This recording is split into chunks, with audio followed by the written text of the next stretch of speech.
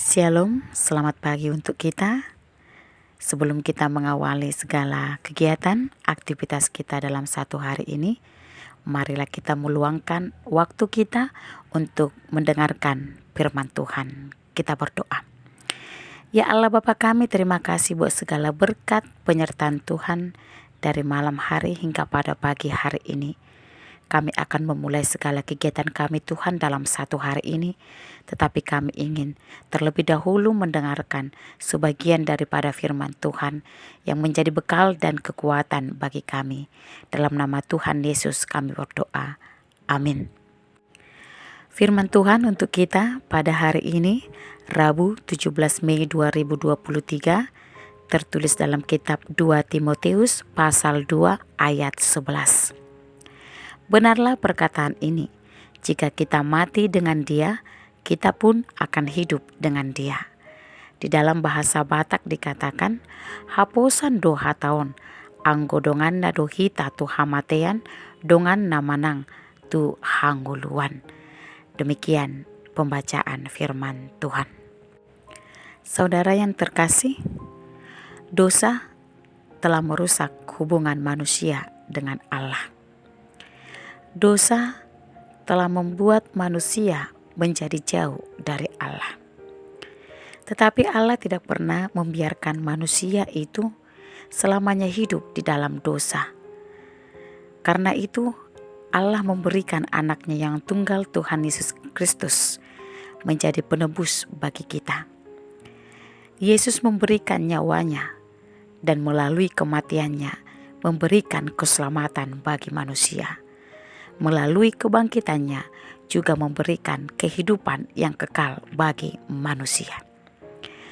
Yesus Kristus telah mati tetapi memberikan kehidupan. Dan kita juga sudah satu di dalam kematian dan kebangkitan Yesus Kristus. Firman Tuhan ini mengatakan benarlah perkataan ini. Di dalam bahasa Batak dikatakan haposan do hataon, yang mengatakan bahwa firman Tuhan itu ialah benar, dan ini merupakan jaminan yang diberikan kepada semua manusia. Kita memang akan mengalami yang namanya kematian, dan Yesus Kristus juga telah mengalami hal yang demikian. Dia mati memberikan tebusan bagi banyak orang, dan dia bangkit untuk memberikan kehidupan bagi manusia.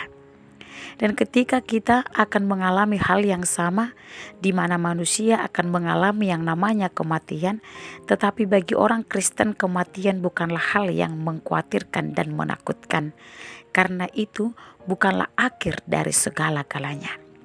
Kita akan mati, meninggalkan dunia yang fana, tetapi kita memiliki pengharapan dan janji yang diberikan Allah bahwa kita juga akan hidup bersama dengan Dia. Kematiannya memberikan jaminan kehidupan yang kekal bagi manusia. Karena itu saudara yang terkasih, janganlah kita sekali-sekali menyangkal Yesus di dalam kehidupan kita. Kalau kita baca di ayat yang ke-12 dikatakan, barang siapa yang menyangkal Dia, maka Dia juga akan menyangkal kita. Kita yang sudah ditebus, kita harus menerima Yesus di dalam kehidupan kita.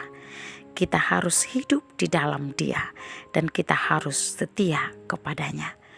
Karena banyak alasan manusia menyangkal Yesus dan tidak setia kepadanya.